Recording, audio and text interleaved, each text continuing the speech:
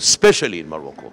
Because Morocco, you know, we lived so many years with Moroccan Jews. I grew up in a small city with many Moroccan Jews. They spoke Moroccan, we spoke Hebrew. We taught them Hebrew, they taught us Moroccan or French. My teacher for French was Moroccan Jew.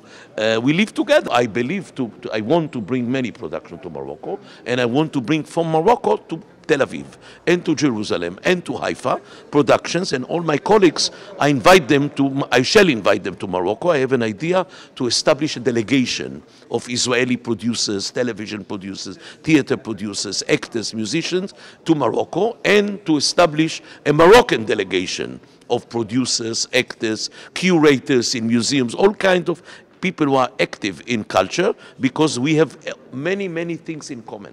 Israel and Morocco, many things in common. We speak a cultural language, a common language. Je m'appelle Myriam El Malé-Lesser et je suis productrice d'événements culturels d'Israël, ici au Maroc. Alors le choix a été fait par le Théâtre National à Bima qui produit ce spectacle depuis 20 ans. Il a un succès fou auprès du public israélien. Et parce qu'il parle en fait de relations humaines, d'un quartier, de Jérusalem il y a 100 ans. Mais en fait, ce sont des relations qu'on peut voir dans tous les quartiers, que ce soit en Israël, mais aussi au Maroc. Et ça parle de relations entre père et fils, entre voisins, entre jeunes qui s'aiment, entre des femmes qui se détestent, entre des gens qui disent comment dirais-je, maldisances.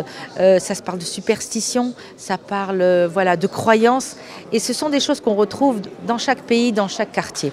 Pourquoi avoir choisi spécifiquement cette pièce-là, cette comédie? C'est parce qu'elle a été écrite par ce président de l'État d'Israël qui adorait le Maroc, qui adorait la langue arabe.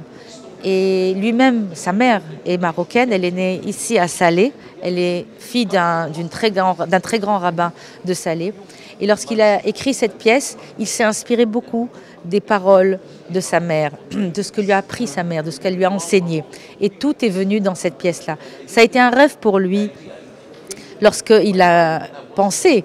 Et je pense qu'il n'a jamais pensé que cette pièce arriverait ici un jour au Maroc. On réalise, si vous voulez, le rêve de son fils, qui aujourd'hui est à la tête de l'association pour préserver la mémoire de Yitzhak Navon. Voilà, je pense que le Théâtre National a choisi la bonne comédie musicale, la bonne pièce pour venir pour la première fois ici à Rabat.